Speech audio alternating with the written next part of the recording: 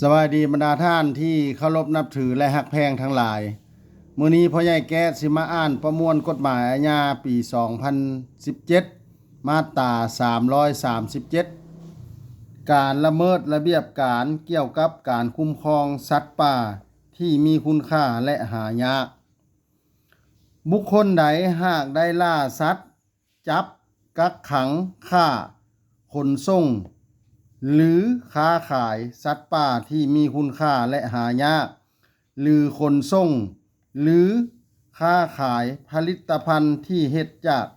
สัตว์ดังกล่าวโดยบ่ถูกต้องตามกฎหมายจะถูกลงโทษตัดอิสรภาพแต่6 เดือนหา3 ปีหรือดัดสร้างโดยบ่ตัดอิสรภาพและจะถูกปรับใหม่แต่10 ล้านกีบหา50 ล้านกีบถ้าถึกใจให้กดไลค์กดแชร์กดติดตามพ่อใหญ่แก๊สเด้อถ้าอยากให้พ่อใหญ่แก๊สอ่านกฎหมายหยังมาตราใดให้คอมเมนต์มาเด้อขอขอบใจ